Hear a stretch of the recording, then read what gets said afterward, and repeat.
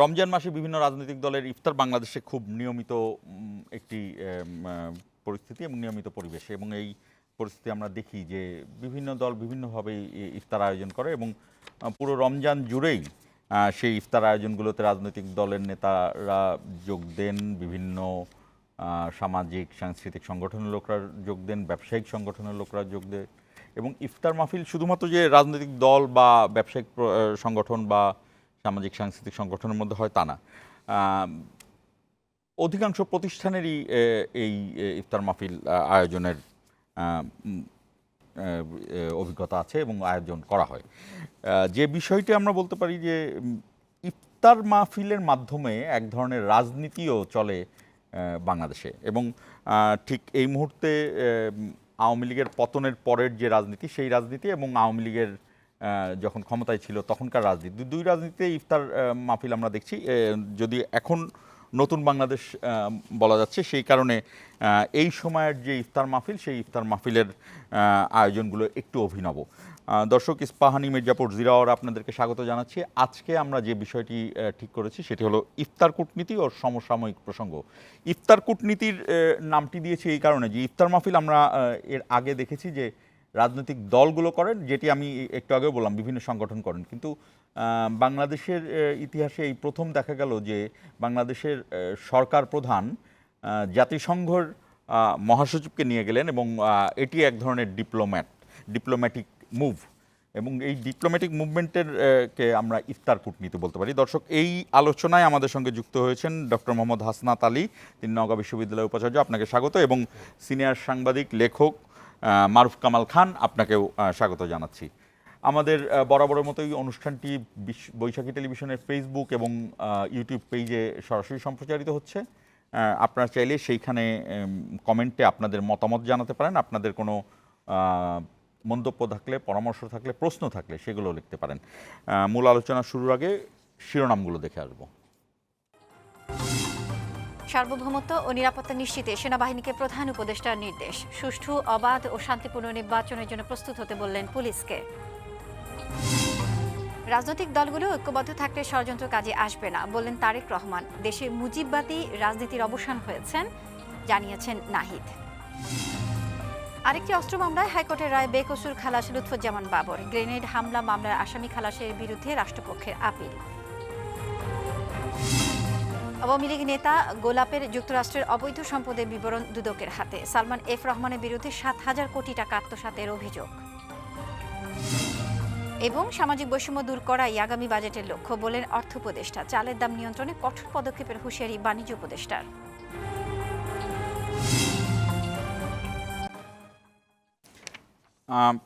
আমি মারুফ কামাল খানকে দিয়ে শুরু করতে চাই। আপনি দীর্ঘ সময় বিএনপি চেয়ারপারসনের প্রেস সচিব হিসেবে কাজ করেছেন, এবং বিএনপি চেয়ারপারসন যখন প্রধানমন্ত্রী ছিল তখনও আপনি দেখেছেন যে সরকারের রীতিটা কেমন হয়, সরকারের রিচুয়ালটা কেমন হয়।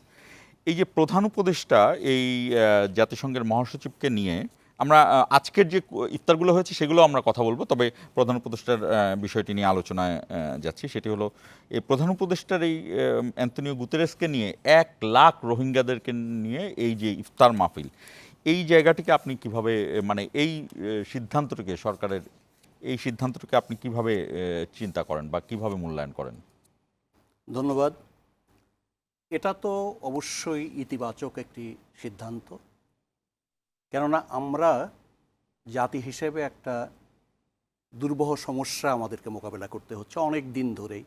সেটা হচ্ছে রোহিঙ্গা শরণার্থীদের যে চাপ, সেটা আমরা মোকাবেলা করছি, তা আমরা তাদেরকে আশ্রয় দিয়েছি এবং তাদের একটা বিরাট চাপের মধ্যে আমরা আছি। এবং প্রথম দিকে তাদের জন্য যে সমস্ত বৈদেশিক অনুদান সহায়তা ছিল, এটা ক্রমে কমে আসছে এবং তাদের সংখ্যাও ক্রমাগত বাড়ছে। সুতরাং এটা একটা ভয়ঙ্কর সংকট আমাদের জন্য। এটা সুরাহা করবার জন্য প্রথম থেকে এই সমস্যার যে আন্তর্জাতিকীকরণ প্রয়োজন ছিল, সেটা কিন্তু করা হয়নি। আগেকার সরকার, অতীত আওয়ামী সরকার, ফ্যাসিস্ট সরকার, তাদের ভুল নীতির কারণে আমাদের এই সাফারিং সেটা ক্রমাগত কিন্তু বাড়ছে এবং এটা প্রলম্বিত হচ্ছে। কেননা খুবই 17 সালে এবং 18 সালে, যদি আপনার মনে থাকে, এই সরকার মানে শেখ হাসিনার সরকার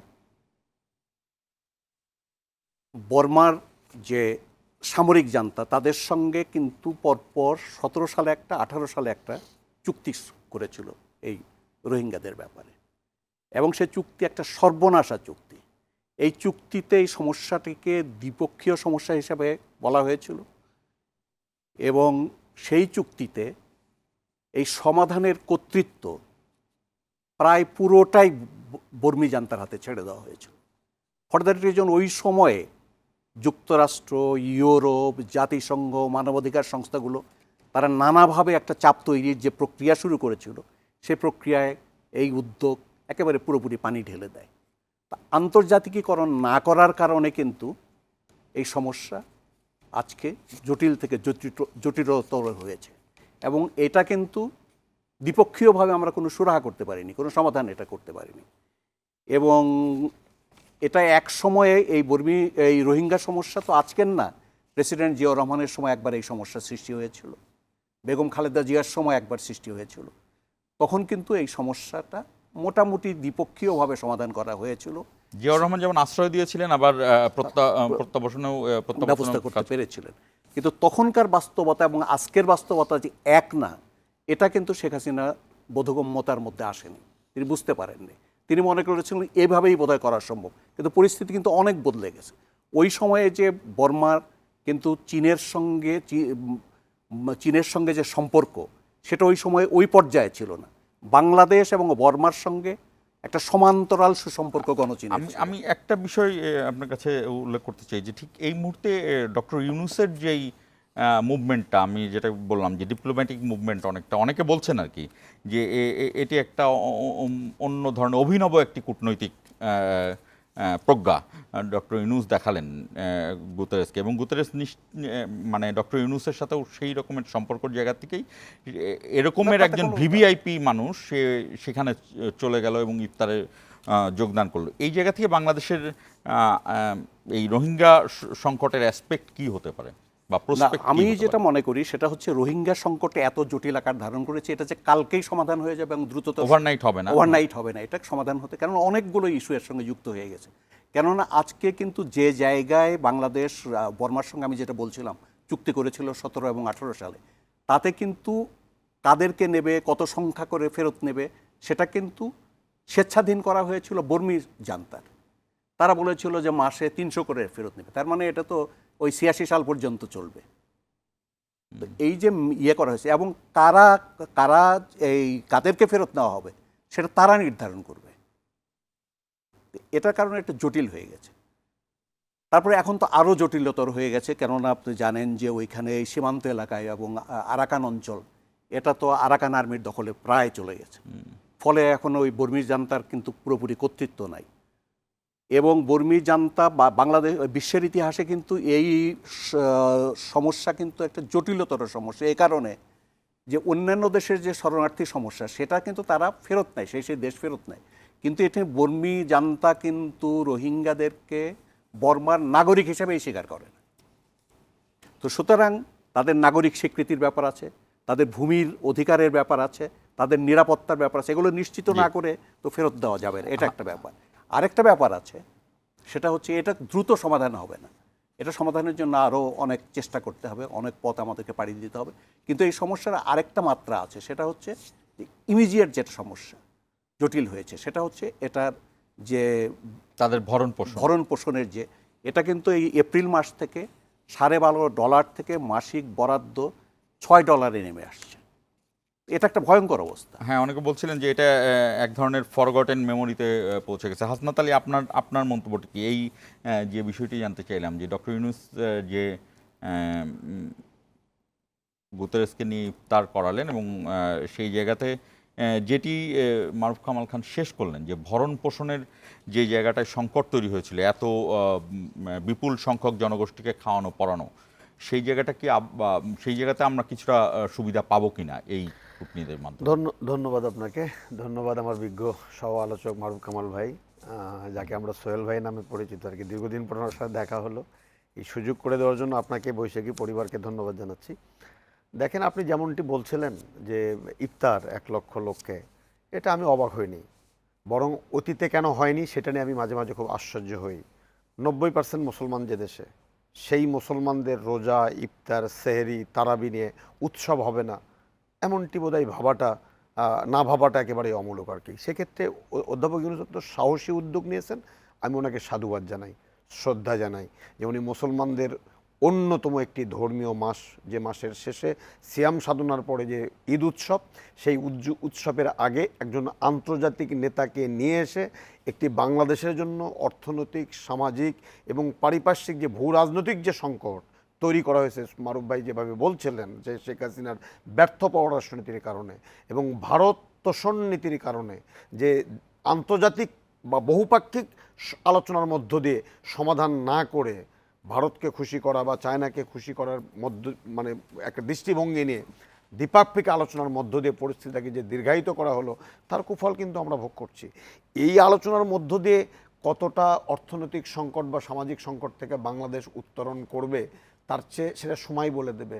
তবে এতটুকু বলা যায় যে এই জাতিসংঘের মহাসচিবের এই ঐতিহাসিক সফরের মধ্য দিয়ে আন্তর্জাতিক বিশ্বের দৃষ্টি আকর্ষণ করতে কিন্তু ইউনূস সরকার সফল হয়েছেন এবং অত্যন্ত দক্ষতার সাথে সফল হয়েছেন। এবং সেই জায়গাতে এই সংকটটা উনি দেখেছেন, উপলব্ধি করেছেন। এবং সবচেয়ে মজার ঘটনা দেখেন, আরেকটি ঘটনা, এই অধ্যাপক ইউনূস তিনি একেবারে স্থানীয় ভাষায়, যে ভাষাটাই রোহিঙ্গারা কথা বোঝে, যে ভাষায় চট্টগ্রামের মানুষ কথা বোঝে, চট্টগ্রামে, এবং চট্টগ্রাম হলো আমরা কিন্তু বলতে চাই না, সাই ফিল করি যে আঞ্চলিক ভাষায় কথা বলবো। উনি কিন্তু কমিউনিকেশনের সবচেয়ে বড় একটা জায়গা হলো যে আপনি আপনার অডিয়েন্স যে ভাষাটা বোঝে, সহজলব্ধভাবে উপলব্ধি করতে পারে, সেই ভাষায় যদি আপনি তাদেরকে দিতে পারেন, তারা কিন্তু মজা পায়। সেই মজাটা কিন্তু উনি দিতে পেরেছেন এবং এটিও কিন্তু আন্তর্জাতিক বিশ্বে ব্যাপকভাবে প্রশংসিত হয়েছে। আমি শুধু এতটুকু বলতে পারবো, দেখেন এটি একটি দীর্ঘমেয়াদী সংকট এবং সমস্যা বাংলাদেশের জন্য। আজকে অর্থনৈতিক সংকটের কথা বলছেন, সামাজিক সংকট বলবেন না? সামাজিক সংকট আছে, চুরি, চামারি, খুনাখুনি, ডাকাতি, এক পক্ষ আরেক পক্ষ হত্যা, মাদক পাচার। এই যে সামাজিক একটা সংকটের জায়গা তৈরি হচ্ছে দীর্ঘমেয়াদী, এখান থেকে পরিত্রাণে খুব স্বল্প সময়ের মধ্যে কোনো পথ বা কোনো সুবাতাস আমি অন্তত দেখি না। তবে এই অধ্যাপক ইউনূস যে আন্তর্জাতিক কূটনীতির মধ্য দিয়ে আন্তর্জাতিক বিশ্বের দৃষ্টি আকর্ষণ করতে পারলেন, আগামী দিনে যদি যে নির্বাচনটি হবে, সেই নির্বাচনের মাধ্যমে যে সরকার ক্ষমতায় আসবে 24-এর চেতনা বুকে ধারণ করে, সেই সরকার মাথা উঁচু করে ভারতের চোখে চোখ রেখে তারা এই সংকট সমাধানে বহুপাক্ষিক আলোচনার মধ্য দিয়ে সামনে অগ্রসর হবে, সেইটুকু জাতি প্রত্যাশা করে। আমি আপনার শেষ কথাটি এটি মারুফ কামাল জানতে চাই, ভারতের চোখে চোখ রেখে কেন রোহিঙ্গা সংকট সমাধান করতে হবে? এখানে হাসনাত আলী আসলে কি বলতে চান? না, উনি যেটা বলেছেন সেটা অনেকখানি সঠিক কথাই বলেছেন। এটা এ কারণে আপনি দেখেন যে আজকে কিন্তু এটি আমাদের সংকট, ভারতের চোখে চোখ রাখার প্রশ্ন আসলো। আমি বলছি গণচীন কিন্তু হচ্ছে এই বর্মী জান্তার প্রধানতম মুরব্বী আর কি। তাদের ইনভেস্টমেন্ট, তারপরে ওখানে ঘাঁটি, তারপর নানা কিছুর দিক থেকে আমরা জানি। এবং আরেকটা কথা আজকে বিশ্বে কিন্তু আলোচিত হচ্ছে, সেটা হচ্ছে যে চীনের নিউক্লিয়ার আর্সেনালের একটা অংশ বর্মায় কিন্তু স্থানান্তরিত করা হয়েছে। তো সুতরাং চীনের কাছে বর্মার গুরুত্ব অনেক বেশি, স্ট্র্যাটেজিক কারণে এবং অন্যান্য নানা কারণে। আগে যেটা ছিল না সেটা হয়েছে এই সাইমালটেনিয়াসলি চীনের পাশাপাশি ভারতের সঙ্গে কিন্তু বর্মী জান্তার একটা সম্পর্ক তৈরি হয়েছে, স্বার্থের সম্পর্ক তৈরি হয়েছে। এবং যার কারণে শেখ হাসিনার সরকার অনেক ভারতের সমর্থন পাবে এই সংকট নিরসনের জন্য সেটা মনে করেছিল, কিন্তু কিছুই কিন্তু পায়নি। তারা কিন্তু কোনো রোহিঙ্গাদেরকে আশ্রয় পর্যন্ত দিতে রাজি হয়নি, বরং যারা কিছু আশ্রয় দিয়েছিল তাদেরকে ফেলে এখানে পাঠিয়ে দিয়েছে। এবং আপনি মনে করেন যে তাদেরকে যে ধরনের পার্টিসিপেশন দরকার ছিল সাহায্য সহযোগিতার দিক থেকে, আর্থিক দিক থেকে, রিলিফের দিক থেকে, ত্রাণের দিক থেকে, সেটাও তারা তেমন কিছু করেনি। এই সমস্যা জটিল করার ক্ষেত্রে তারা ভারত কিন্তু শর্ত দিয়েছে এর আগে। তো সুতরাং ভারতের সঙ্গে এটা কিন্তু একেবারে ভারতকে বাদ দিয়ে কোনো বার্গেনিং হবে না, ভারতের সঙ্গে বার্গেনিং করতে হবে এটা। সেজন্য উনি ঠিকই বলেছেন যে ভারতের চোখে চোখ রেখেই কিন্তু আমাদেরকে এটা সুরাহার দিকে যেতে হতে পারে। এবার আমাদের রাজনৈতিক ইফতারগুলো, আরেকটা কথা আমি বলে নিই এখানে, এর সঙ্গে সঙ্গে আপনি দেখবেন যে 26শে মার্চ, আগামী 26শে মার্চ কিন্তু চীনে যাচ্ছেন, চায়নায় যাচ্ছেন হচ্ছে ডক্টর মোহাম্মদ ইউনূস। এটাকে কিন্তু বিচ্ছিন্নভাবে দেখার কোনো কারণ নেই। জাতিসংঘ মহাসচিবের যা এটা আপনি ভালো একটা আশা- কথা বলেছেন। ডক্টর ইউনূসের এই চীন সফরকে মোটামুটি বর্ণাঢ্য করে সাজিয়েছে চীন, হ্যাঁ। এবং এটি এটি আমি আলোচনায় আনতাম, যেহেতু আপনি আলোচনায় এনে ফেলছেন। আমরা শুরু করি যে 27শে মার্চ দক্ষিণাঞ্চলীয় দ্বীপে যাবেন এবং পুরো বিষয়টিকেই চীনের এখানে তাকে লাল গালিচা সংবর্ধনা দেওয়ার চিন্তা করা হচ্ছে। তাকে ডক্টরেট ডক্টরেট দেওয়া হবে এবং বিশাল বিশাল ব্যবস্থা করা হয়েছে তার জন্য, এবং খুবই গুরুত্বপূর্ণ জায়গা থেকে দেয়া। আমি এটা জানতে চাই যে এর আগে আমরা আগের প্রধানমন্ত্রীকেও দেখেছি বিভিন্ন জায়গা থেকে ডক্টরেট পেয়েছেন তিনি। ডক্টর ইউনূসের ডক্টরেটের প্রয়োজন হলো কিনা, সেরকম ডক্টরেট? না, এটা ডক্টর ইউনূসের ডক্টরেট পাওয়ার কোনো প্রয়োজন নেই। কেন বিশ্বে আমার মনে হয় বর্তমানে যত ডিগনিটারিজ আছে সর্বাধিক 110টা একদম প্রথম শ্রেণীর ইউনিভার্সিটিতে তিনি ইউনুস সেন্টার থেকে তার দিয়েছেন, এবং তার অবস্থানটা এমন জায়গায় গেছে যে তাকে সম্মানিত করে ডক্টরেট দিয়ে বিভিন্ন ইউনিভার্সিটি কিন্তু সম্মানিত হচ্ছে। ডক্টর ইউনূস সম্মানিত হচ্ছেন, ডক্টর ইউনূসকে পুরস্কৃত করে সম্মানিত করে কিন্তু বিভিন্ন প্রতিষ্ঠান বিশ্ববিদ্যালয় তারা সম্মানিত হচ্ছে, এবং চায়না বিশ্ববিদ্যালয় থেকে যেটা দিচ্ছে সেই আলোকেই আমাদেরকে দেখতে হবে। অর্থাৎ বিশ্ববিদ্যালয় তার স্বার্থে দিচ্ছে। বিশ্ববিদ্যালয় তার স্বার্থে দিচ্ছে, এটার আপনার সেই বিশ্ববিদ্যালয়ের যে রেটিং, জনসংযোগ, তার এটা যে বাড়বে, এটা অনেক বেশি বেড়ে যাবে। তো সুতরাং এটা ডক্টর ইউনূসের কতটুকু লাভ হবে তো তা না, তার চেয়ে বিশ্ববিদ্যালয়ের লাভ হবে। চীনের আলোচনা যেহেতু আসলোই, আমরা আরেকটু হাসনাত আলী, আপনার কি মনে হয় যে এই যে খুব নিকট সময়ের মধ্যে এই যে অ্যান্টনিও গুতেরেসের রোহিঙ্গার এখানে আসা এবং তারপরেই চীনে যাওয়া এবং ভারত বাংলাদেশের কূটনৈতিক সম্পর্কের মাঝে ডক্টর ইউনূসের চীন সফর, এবং এটি কিন্তু এই সরকার প্রধানের প্রথম দ্বিপক্ষীয় সফর, মানে সরকারি দ্বিপাক্ষিক সফর, সেই জায়গাটা আপনার কেমন, মানে কি আপনার আশ্বাস? দেখেন, আমি এখানে যতটা না রাজনীতি, তার চেয়ে ব্যবসা সবচেয়ে বড় জিনিস। চীন রাজনীতি করে না, চীন ব্যবসা বোঝে। ভারতের সীমান্ত বন্ধ, বাংলাদেশিদের ভিসা বন্ধ, মেডিকেল ট্যুরিজম বন্ধ। অলরেডি বাংলাদেশের চিকিৎসকদেরকে নিয়ে যাওয়ার জন্য, তাদের চিকিৎসা ব্যবস্থা দেখানোর জন্য কিন্তু একটি প্রতিনিধি দল যাবে বোধহয় সামনে মাসে, সেখানে দেখানোর জন্য তারা স্বল্প খরচে এই মেডিকেল ট্যুরিজমটাকে ফ্লারিশ করতে চায় বাংলাদেশে। এটা চীনের ব্যবসা। এই সুযোগটা ভারত দিচ্ছে কেন? না, ভারত দিচ্ছে কেন, ভারত তো আমি পজিটিভলি বললাম। আমি ভারত দিচ্ছে কেন, ভারত তো জেদ। ভারত তো ভাসুরকে দেখবেন না, কারণ ওই যে বসনি বইয়ের নাকি ভারতের মনে থাকে না কেন বাংলাদেশে একটা সলিডারিটি? আপনি আপনি আপনি ভুলে গেছেন, পতিত সরকারের প্রধানমন্ত্রী বলেছেন আমরা যা ভারতকে দিয়েছি জীবনে ভারত কোনোদিন ভুলতে পারবেন না, সেই দেওয়াটা তো বন্ধ হয়ে গেছে। কিন্তু তার বাবা কিন্তু সেনাবাহিনীকে ফেরত পাঠিয়েছিল, তিনি সেটা বুঝেন না। বাবা আর মেয়ে তো এক জিনিস নন, এক জিনিস নন। স্বামী স্ত্রীর সম্পর্ক ওনারা বলে শুনেছি, তার বাবার আমলে তো শুনিনি। বাবা তো স্বামী স্ত্রী হতে পারবে না, বাবা তো পুরুষ, যদিও তখন মহিলা প্রধানমন্ত্রী ছিল। আমি তো রেটরিক শব্দগুলো বলছি আপনাকে। বিষয়গুলো হলো যে গত এই 18টি বছর ভারত একচেটিয়াভাবে আমার নদীবন্দর দখল করেছে, আমার সীমান্ত দখল করেছে, আমার ফেলানিদেরকে হত্যা করেছে, আমার সীমান্তের মধ্যে এসে আমার কৃষককে তুলে নিয়ে গেছে, কথা বলতে পারেনি, প্রতিবাদ করতে ভারত দখল পারেনি। করেছে না আমরা দিয়েছি, আমি এই জায়গাটা ক্লিয়ার হতে চাই। ভারত দখল করেছে, আমরা চুপচাপ নীরব থেকেছি। ওই যে ব্যর্থ পররাষ্ট্রনীতি, ব্যর্থ পররাষ্ট্রনীতি, আমরা তো কথা বলতে পারিনি। আমার সীমান্ত দিয়ে এক জায়গা থেকে আরেক জায়গায় ট্রেন যাবে, সেই ট্রেনে আমি জিজ্ঞেস করতে পারবো না তার মধ্যে কি আছে। আদানির বিদ্যুৎ নিয়ে আমরা দেখিনি কিভাবে বাংলাদেশের স্বার্থকে ভুলণ্ঠিত করা হয়েছে, আমরা দেখেছি তো। কই ভারত এত পারে, পাকিস্তান সীমান্তে তো একটা গুলি করতে পারে না, চায়না সীমান্তে তো গুলি করতে পারে না, পাখির মতো গুলি করে আমার মানুষদের, নিরপরাধ মানুষদেরকে হত্যা করে কয়টা প্রতিবাদ শেখ হাসিনা করেছিল। তো সেই ভারত কি করে এই স্বার্থগুলো এখন পায় না? এবং ভারতের চোখে চোখ রেখে আমার এই 24-এর লড়াকু সন্তানরা আজকে স্লোগান দেয়, কথা বলে, ভারতের স্বার্থের পক্ষে নয়, বাংলাদেশের স্বার্থের পক্ষে। আজকে বাংলাদেশের স্লোগান ওঠে, আমরা পাকিস্তানপন্থী চাই না, আমরা ভারতপন্থী চাই না, আমরা বাংলাদেশপন্থী চাই। এই যে বাংলাদেশি চেতনার যে একটা জাগরণ 24-এর মধ্য দিয়ে হলো, এটা তো ভারতের জন্য হুমকি, ভারতের জন্য থ্রেট, ভারতের জন্য তো আত্মসমর্পণ। যে এই তরুণ প্রজন্ম ভারতের এই আমার এখানে প্রশ্ন আছে যে কেন ভারতের জন্য কেন আত্মসমর্পণ? এটা তো বাংলাদেশের তরুণ, বাংলাদেশের কথা বলবে। মারুফ কামাল খান, আপনার কাছে এই প্রশ্ন থাকলো। আমরা ছোট্ট একটি বিরতি নিচ্ছি ইস্পাহানি মির্জাপুর জিরাওয়ারে।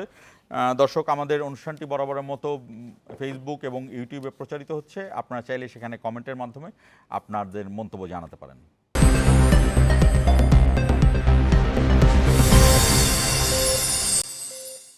আবারও স্বাগত ইস্পাহানি মির্জাপুর জিরাওরে।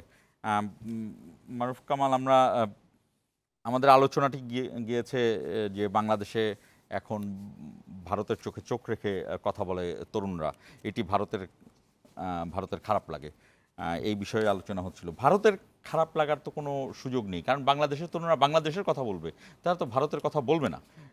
এই জায়গাতে ভারতের খারাপ লাগার কি আছে? কামাল ভাই বলে, আমি ছোট্ট করে একটা কথা বলে আমি যেখানে জি। শেষ করছিলাম, আপনি একটা বলছেন যে কেনটা আমি একটু উত্তরটা দিই। আপনি ভুলে গেছেন মেধাবী ছাত্রর বুয়েটের আবরার হত্যাকাণ্ড। আবরারকে কেন হত্যা করেছিল ছাত্রলীগ? আবরার ভারতের বিপক্ষে কথা বলেছিল, আবরার ভারতের পানি সন্ত্রাসের বিরুদ্ধে কথা বলেছিল, সীমান্ত সন্ত্রাসের বিরুদ্ধে কথা বলেছিল, বাংলাদেশের স্বার্থের পক্ষে কথা বলেছিল। সে ট্রেন যাবে এক সীমান্ত দিয়ে আরেক সীমান্তে যাবে, আদানির বিদ্যুতের সন্ত্রাসের বিরুদ্ধে কথা বলেছিল। আবরার শুধু ভারতের স্বার্থের বিপক্ষে কথা বলেছিল, বাংলাদেশের স্বার্থের পক্ষে কথা বলেছিল। কি নির্দয়ভাবে আবরারকে হত্যা করেছিল, স্বাধীনতা পুরস্কারে ভূষিত করেছে সরকার। আমি সাধুবাদ জানাই এই সরকারকে। তাহলে আপনি বলছেন সেই চেতনায় আমরা কি কথা বলতে পেরেছি? এখন 24-এর বিপ্লবের পরে আমার সন্তানরা কথা বলতে পারে, এই জন্যই বলছি এটাই ভারতের ভয়, যে কথা বলতে দেওয়া হয়নি শেখ হাসিনার সরকারকে ব্যবহার করে। এখন সেই পরিস্থিতি আর নাই, আমার সন্তানরা কথা বলতে পারে, জাতি জাগ্রত, গোটা দেশ এই উদ্বুদ্ধ। কথা বলাকে আমরা দেখছি যে সেদিনও আপনি নিশ্চয়ই তুলসী গ্যাবার্ডের প্রশ্নটি শুনলেন, যে সাংবাদিকের প্রশ্নটি এমন যে বাংলাদেশে সংখ্যালঘু নির্যাতন হচ্ছে, এবং এই সংখ্যালঘু নির্যাতনের কথাই বারবার বলে যাচ্ছেন, এবং বাংলাদেশেও আমাদেরও 2-4-5 জন লোক বিভিন্নভাবে এই ধরনের কথা বলছে। কিন্তু সংখ্যালঘু নির্যাতনের যত না ব্যবহারিক দিক দেখছি, তার চেয়ে বেশি মনস্তাত্ত্বিক জায়গাটায় দেখছি। এই জায়গাটা কেন হবে ভারতের এই মনে লাগা বা না, বুকে লাগা? এটা কেন? হচ্ছে কি, আমরা তো এত বিস্তৃত আলোচনা করবার সুযোগ তো আমাদের নেই। আমরা কৃতজ্ঞ ভারতের কাছে এ কারণে যে 1971 সালে আমরা যখন মুক্তিযুদ্ধ করি, তারা আমাদেরকে আশ্রয় দিয়েছিলেন, তারা আমাদেরকে অস্ত্র দিয়েছিলেন, প্রশিক্ষণ দিয়েছিলেন, মুক্তিযুদ্ধে তারা সহায়ক শক্তি ছিলেন। এবং আমরা আশা করেছিলাম যে আমরা পাকিস্তানের বিরুদ্ধে লড়াই করেছি, আমরা একটি স্বাধীন সার্বভৌম রাষ্ট্র হিসেবে প্রতিষ্ঠিত হব এবং ভারতের সঙ্গে আমাদের বিভিন্ন ক্ষেত্রে সহযোগিতা থাকবে, এটাই আমাদের প্রত্যাশা ছিল। কিন্তু স্বাধীনতার পরই আমরা যেটা দেখেছি যে ভারতের উদ্দেশ্য আমাদের কাছে পরিষ্কার হয়ে যায়। আপনি দেখেন যে যুদ্ধটা হলো যৌথ যুদ্ধ, মুক্তি বাহিনীতে তারা সহায়ক অক্সিলারি ফোর্স, তারা সহায়ক ভূমিকায় এসেছিল, কিন্তু আমাদের মুক্তি বাহিনীর যে সর্বাধিনায়ক ছিলেন তার কাছে কিন্তু পাকিস্তান হানাদার বাহিনীকে আত্মসমর্পণ করতে দেওয়া হয়নি। এটা একতরফাভাবে ভারতীয় বাহিনীর কাছে, ইস্টার্ন কমান্ডের কাছে আত্মসমর্পণের যে বন্দোবস্ত তারা সেদিন করেছিলেন। জেনারেল ওসমানী যখন আসছিলেন, তার হেলিকপ্টারে গুলি করে তাকে ফেলে দেওয়া হয়, এটা সকলেই এখন জানে। সেখান থেকে শুরু। তারপরে এই যে পাকিস্তান আর্মির যে লুটপাটের যে সমস্ত মালামাল ছিল, অস্ত্র, গোলা বারুদ, রসদ, সব কিন্তু তার কোনো ভাগ কিন্তু বাংলাদেশকে দেওয়া হয়নি, সব লুটপাট বাংলাদেশের করেছে প্রাপ্য। ভারতীয়। তারা কিন্তু নিয়ে গেছে। তারপরে স্বাধীনতার পর কিন্তু ভারতীয় মেজর জলিলের একটা প্রতিবাদ করেছিলেন, তার জন্য তাকে মাসুল দিতে হয়েছে, এটা সকলেই জানে। এই জন্য বিস্তৃত বলা তো এখন সময় নাই। তারপরে দেখেন ভারত থেকে এসে সমস্ত বিশেষজ্ঞরা বলছিলেন যে বাংলাদেশের বাণিজ্য, বাংলাদেশের অর্থনীতি, বাংলাদেশের সংস্কৃতি সব কিছুই হবে ভারতের পরিপূরক। একটি স্বাধীন দেশ কি তার আরেকটা প্রতিবেশী দেশের অর্থনীতির, সাংস্কৃতিক সব কিছুর পরিপূরক হয়? তার মানে 1971 সালে আমরা রাষ্ট্র হিসাবে স্বাধীনতা অর্জন করলে তারা বাংলাদেশকে হায়দ্রাবাদ, সিকিমের জায়গায় নিতে চেয়েছিল। রাষ্ট্রীয় সার্বভৌমত্ব কিন্তু আমরা অর্জন করিনি। 1971 সালে আমরা রাষ্ট্র হিসেবে স্বাধীনতা অর্জন করেছি, কিন্তু রাষ্ট্রীয় যে সার্বভৌমত্ব সেটা আমরা অর্জন করিনি। কেননা 25 বছর মেয়াদি একটা চুক্তি, যেটাকে আমরা গোলামি চুক্তি বলি, সেই চুক্তির নিগড়ে জাতি হিসেবে আমাদেরকে আবদ্ধ করা হয়েছিল। বাংলাদেশের যে কোনো জায়গায় যদি আমি সৈন্য পাঠাতে হয়, ভারতের অনুমতি ছাড়া পাঠানোর কোনো সুযোগ ছিল না। আমাদের যে কোনো দেশের সঙ্গে চুক্তি করতে হলে সেই চুক্তির জন্য ভারতের অনুমোদন লাগবে। সুতরাং সত্যিকার অর্থে এটা একটা স্যাটেলাইট স্টেট তারা চেয়েছিলেন, এবং এখানে কোনো স্বাধীন সার্বভৌমভাবে বাংলাদেশ ভূমিকা পালন করবে সেটা তারা চাননি। এবং সব সময় আপনি দেখবেন যে ভারত কিন্তু বিশেষ একটা রাজনৈতিক দলের সঙ্গে তারা কিন্তু রাষ্ট্র বিশেষ হিসেবে রাজনৈতিক দল কি বিশেষ একটি পরিবার, বিশেষ একটি রাজনৈতিক দল, বিশেষ একটি পরিবার, তারা একটা বিশেষ ক্যাম্পের সঙ্গে তারা সম্পর্ক রাখে। বাংলাদেশের জনগণের সঙ্গে, বাংলাদেশের অন্য দলের কোনো সরকারের সঙ্গে তারা কিন্তু সৌহার্দ্যপূর্ণ কোনো সম্পর্ক তারা রাখতে চায় না। সুতরাং এই যে ব্যবস্থা, অর্থাৎ তারা একটা অধীনতামূলক মিত্রতা চায়, তারা মিত্রতা চাই, আমরা তো মিত্রতা চাই। আমরা তো ভারতের সাথে লড়াই করতে চাই না, আমরা তো ভারতের সাথে যুদ্ধ করতে চাই না। আমরা তো ভারতের সাথে যে সমস্ত আমাদের প্রতিবেশী হিসেবে সমস্যা আছে, এই সমস্যাগুলো তো আমরা আলাপ আলোচনার মাধ্যমে কিছুটা ছাড় দিয়ে কিছুটা নিয়ে আমরা সমাধান করতে চাই, সুরাহা করতে চাই। কিন্তু আমাদের তো ভারতের বিরুদ্ধে কোনো শত্রুতা করবার কোনো সুযোগও নেই, আমরা কখনো করিও না। কিন্তু দেখেন, সব সময় বাংলাদেশের যারা স্বার্থবিরোধী, বাংলাদেশের যত বিদ্রোহ হয়েছে, বিদ্রোহীদের সবাইকে ভারত সবসময় আশ্রয় দিয়েছে। এই যে শান্তি বাহিনী থেকে আরম্ভ করে এই যে 1975 সালে কাদের বাহিনীকে আশ্রয় দিয়েছে, এখন সমস্ত বিদ্রোহীদের, দুর্বৃত্তদের, পলাতকদের তারা আশ্রয় দিচ্ছে। কেন আশ্রয় দিচ্ছে? বাংলাদেশকে অস্থিতিশীল করবে। বাংলাদেশের যেই সরকারকে মানে গণ অভ্যুত্থানে পতন ঘটানো হলো, সেই সরকারকে দিল কেন আশ্রয়? না, সে দিল তো শেখ এই কারণে, হাসিনাকে আশ্রয় দিল। শেখ হাসিনাকে আশ্রয় দিল মানেই ভারতের যারা কর্তৃত্বে আছে, যারা সরকারে আছে, যারা রাজনীতি করে, তারা তো বাংলাদেশের সঙ্গে সমমর্যাদার সম্পর্ক চায় না।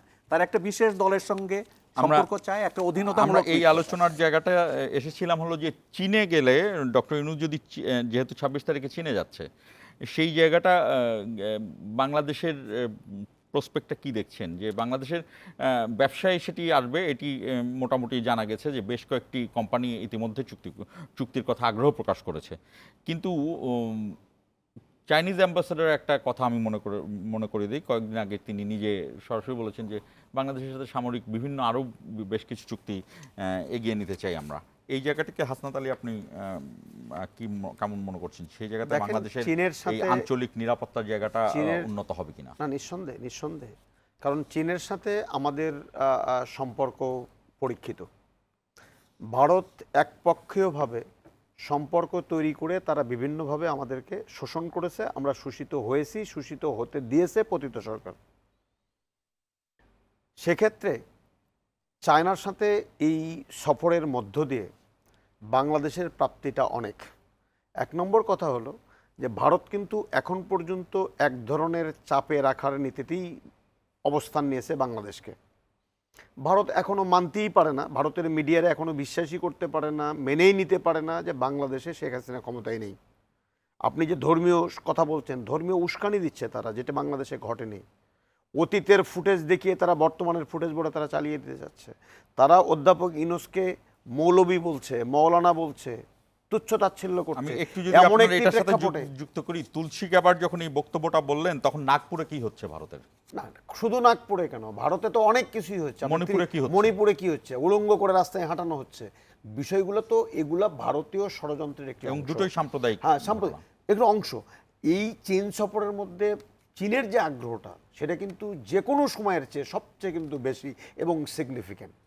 চীন অধ্যাপক ইউনূসের ইমেজকে, ব্র্যান্ড ভ্যালুকে ইউজ করতে চাই তাদের ব্যবসায়িক স্বার্থের জন্য।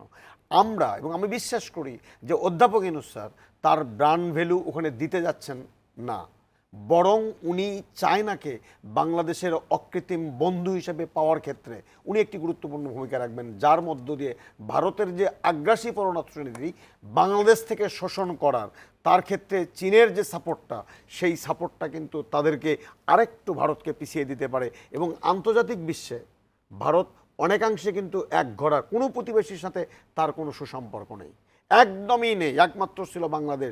সেই বাংলাদেশ তাদের হাতছাড়া হয়ে যাওয়া মানে এই সাবকন্টিনেন্টে তাদের অবস্থান কিন্তু দুর্বল হয়ে যাওয়া। সেই দুর্বল ভারতকে হাত ছেড়ে আমরা যদি চায়নার হাতটা শক্তভাবে ধরতে পারি, সেটি অর্থনৈতিক, সামাজিক, নিরাপত্তা সকল ক্ষেত্রে সুদূর প্রসারী একটি সুফল বাংলাদেশের জনগণের জন্য বয়ে আনবে, এমনটি আমার বিশ্বাস। আমি আর একটা ছোট্ট বিরতি নিতে চাই, বিরতি থেকে ফিরে আবার আলোচনায়। ইস্পাহানি মির্জাপুর 0 আওয়ারে নিচ্ছে ছোট্ট একটি বিরতি থেকে ফিরে আবারও আলোচনায় যুক্ত হব।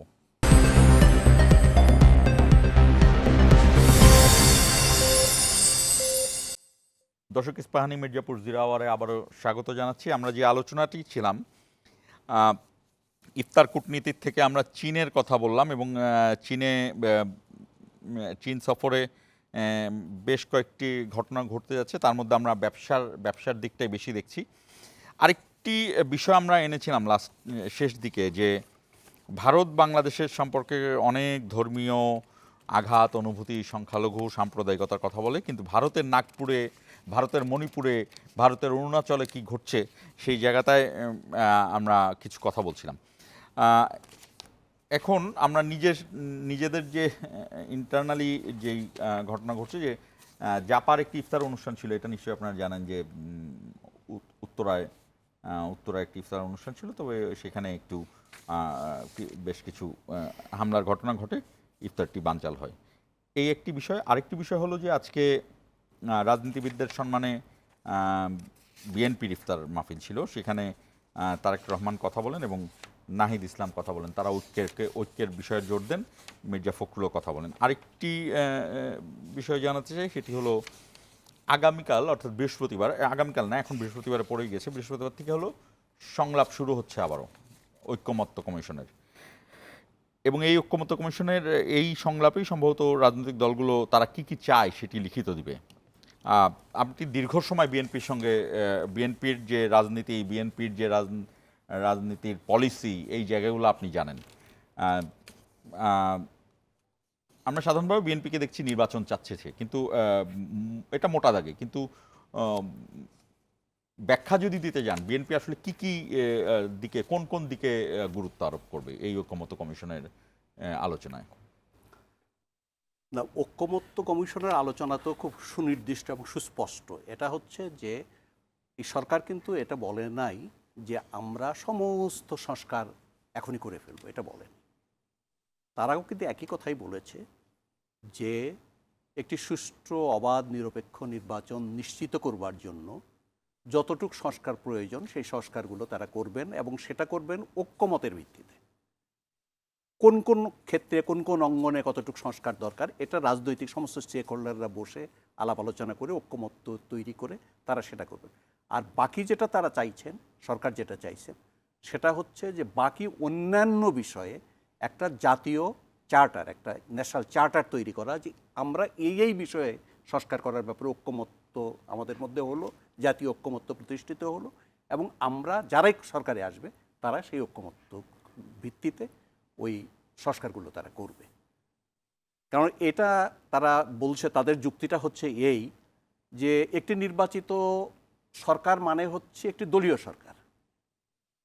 তো তার আগে এখন তো আছে একটা অন্তর্বর্তীকালীন সরকার, মানে একটা সকল দলের ঐক্যমতের ভিত্তিতে সরকার প্রতিষ্ঠা। সুতরাং এই সময়টা হচ্ছে উত্তম সময়, এই সময়ে সংস্কারের ব্যাপারে একটা ঐক্যমত্য তৈরি করা। কেননা অনেক সময় দলীয় সরকার কিন্তু ওই কমিটমেন্টের মধ্যে থাকে না পরবর্তীকালে। এটি তো একম প্রমাণ আছে, 90-এ যে আছে অনেক জোটের রূপরেখা এটি হয়নি, আর 2009 আওয়ামী লীগ আসলো, সে তারা করেনি, এই জায়গাগুলো বরঞ্চ তত্ত্বাবধায়ক সরকার বাতিল করে দিচ্ছে অনেক কিছুই।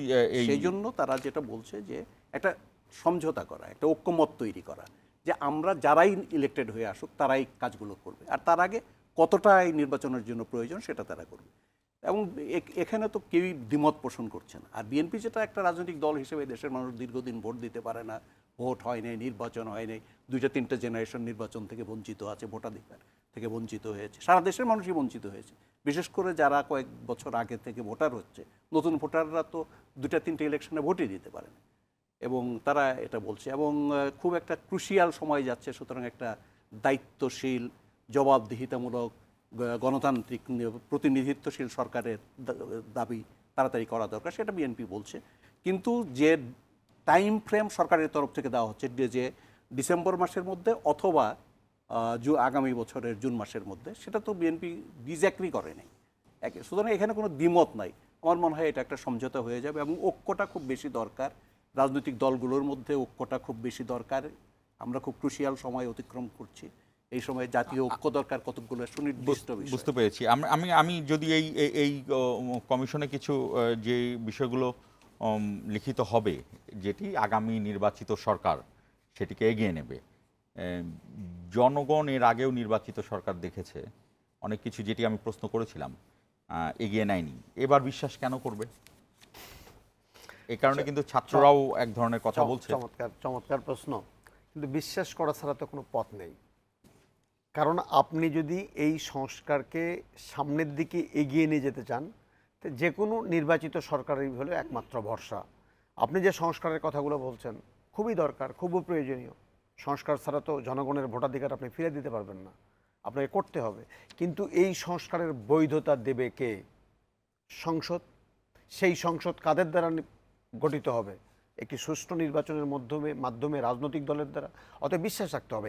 দেখেন, আমি শুধু এতটুকু বলি, আপনি বিশ্বাস, আগের দেওয়া প্রতিশ্রুতি আর এবারের প্রতিশ্রুতির মধ্যে কিন্তু ফারাকটা যোজন যোজন ফারাকটা কি?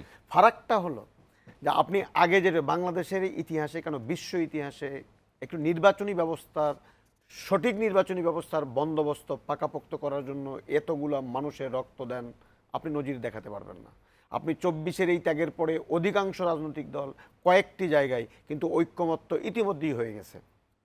71 অনুচ্ছেদের অপপ্রয়োগ হয় পার্লামেন্টে, সেটা 70 অনুচ্ছেদের, সেটা থেকে রহিত করা।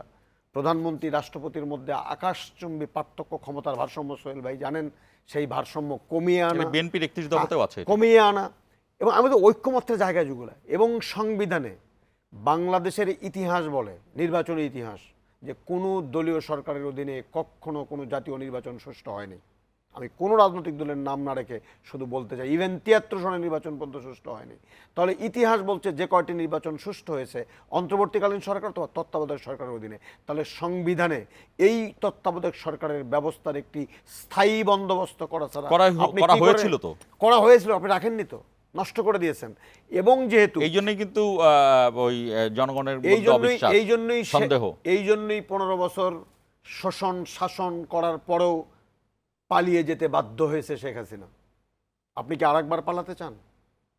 যদি জনগণ তাদের ভোটাধিকার প্রয়োগ করতে পারে এবং এটা যদি সংবিধানে পাকাপোক্তভাবে বন্দোবস্ত করা যায়, তাহলে 5 বছর পরে যেহেতু আপনাকে জনগণের কাছে ফিরে যেতে হবে, আপনি চাইলেও আপনি স্বৈরাচারী হতে পারবেন না, চাইলেও আপনি ফ্যাসিজম তৈরি করতে পারবেন না, চাইলেও আপনি শিক্ষা প্রতিষ্ঠানকে আপনি ক্যান্টনমেন্ট বানাতে পারবেন না, চাইলেও আপনার ছাত্র সংগঠনের ছাত্ররা আবরারের মতো আরেকজন আবরারকে হত্যা করে উল্লাস করতে পারবে না।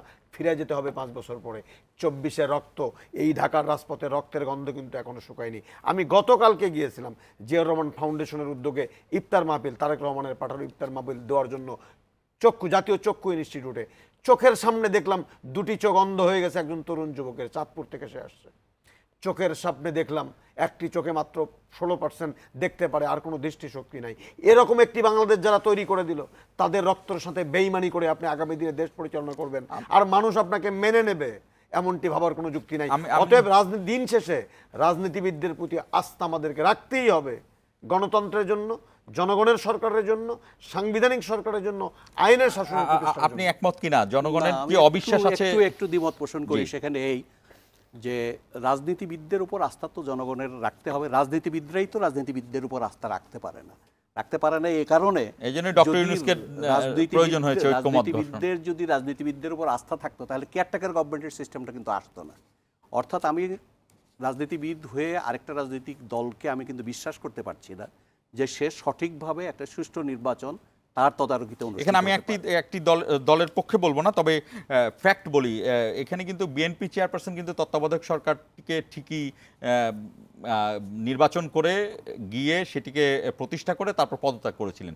এটি কিন্তু এক ধরনের উদাহরণ, সেটা উদাহরণ আছে, কিন্তু আমার একটি রাজনৈতিক দল হলেও করেছেন।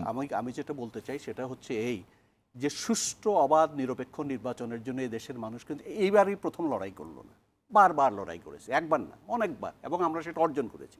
এরশাদের বিরুদ্ধে আমরা যে 9 বছর আন্দোলন করেছি, কেন? একটা সুষ্ঠু অবাধ নিরপেক্ষ নির্বাচন, একটা জনপ্রতিনিধিত্বশীল সরকারের জন্য, সেটা কিন্তু আমরা অর্জন করেছিলাম। কিন্তু আমরা কি রাখতে পেরেছিলাম? মুক্তিযুদ্ধ আমরা এই কারণে করেছিলাম, কিন্তু 73 সালে সেটাও নষ্ট হয়ে যায়। এবং পরবর্তীকালে কিন্তু আবার এই যে কেয়ারটেকার সরকার আমরা যে নিয়ে আসলাম সমস্ত দল ঐক্যবদ্ধভাবে, কিন্তু এটা আমরা রাখতে পারিনি। কারণ কেয়ারটেকার সরকার যদি আমরা রাখতে পারতাম, রাজনৈতিক দলগুলোর যদি পরস্পরের প্রতি শ্রদ্ধাবোধ থাকতো, এবং একতরফাভাবে আপনাদের বাতিল করে দিয়েছে, একতরফাভাবে। আওয়ামী লীগ কি এটা কারো পরামর্শ নিয়েছে? সমস্ত রাজনৈতিক দল একত্র হয়ে কিন্তু কেয়ারটেকার সিস্টেম এনেছিল। সেই কেয়ারটেকার সিস্টেমের কিছু ত্রুটি দেখা গিয়েছিল, সে ত্রুটি দূর করা যেত, কিন্তু সেটা না করে আওয়ামী লীগ এবং 14 দলের বৈঠকেও তারা বলেছিল যে এটাকে রাখা দরকার, কিন্তু সম্ভবত প্রধানমন্ত্রীর একক সিদ্ধান্ত পরে এটা আমি শুধু আওয়ামী লীগ 14 দল না, পার্লামেন্ট থেকে একটা কমিটি করা হয়েছিল, এবং সেই পার্লামেন্টারি কমিটির সকল সদস্য সর্বসম্মতি সুরঞ্জিতের নেতৃত্বে, এবং শুধু ওইটুকু নয়, এমিকাস কিউরিদের মধ্যে একমাত্র ওই যে কিউসি সাহেব ছাড়া সবাই বলেছিল, উনি ছাড়া সমস্ত তো জন সেজন্যই সমর্থন হয়েছে। সে কারণেই আমি বলতে চাই যে শুধু কোনো একটি রাজনৈতিক দল বা কয়েকটি রাজনৈতিক দলের সদিচ্ছার উপর যদি আপনার সব কিছু ছেড়ে দেওয়া যাবে না, এই জন্য আজকে সকলকে মিলে একটি ঐক্যমতে আসতে হবে। এটা এক ধরনের মানে জাতীয় চার্টারে ইয়ে করতে হবে, স্বাক্ষর করতে হবে সকলের, যে আমরা প্রত্যেকে, কেননা ব্যক্তির চেয়ে দল বড়, দলের চেয়ে দেশ বড়। এটা জিয়া রহমানের শিক্ষা। বিএনপি জিয়া রহমানের আদর্শের অনুসারী একটি দল, আমি বিশ্বাস করি তারা ব্যক্তি এবং দলের চেয়ে দেশের স্বার্থকে প্রাধান্য দেবে এবং দিয়ে একটি সমঝোতার ভিত্তিতে সমস্ত ব্যাপারে একমত হতে হবে। শত শত প্রস্তাব এসছে, সবাই একমত হতে হবে তা না, কিন্তু মিনিমাম যতটুকু না হলে সকলে আলাপ আলোচনা করে বিতর্কের মধ্য দিয়ে একটা জায়গায় যাবে এবং এই ঐক্যমতের ভিত্তিতে বাংলাদেশে একটি নতুন ব্যবস্থাপনা তৈরি করতে হবে। সেটা শুধু নির্বাচনের জন্য না, রাষ্ট্র পরিচালনা, নির্বাচন, সমস্ত ক্ষেত্রে। না হলে আজকে যে এই পুলিশ দিয়ে কি ইলেকশন হবে? এই পুলিশের যদি আমি সংস্কার করতে না পারি, এই পুলিশ দিয়ে কি কোনো সুষ্ঠু নির্বাচন হবে? আমরা অনুষ্ঠানে একদম শেষ এই ব্যুরোক্রেসি দিয়ে কোনো সুষ্ঠু নির্বাচন আপনি শেষ করতে প্রান্তে পারবেন? হাসনাত আলী, আমরা একদম শেষ প্রান্তে, শেষ করতে হচ্ছে। এই আলোচনা আসলে চলবে।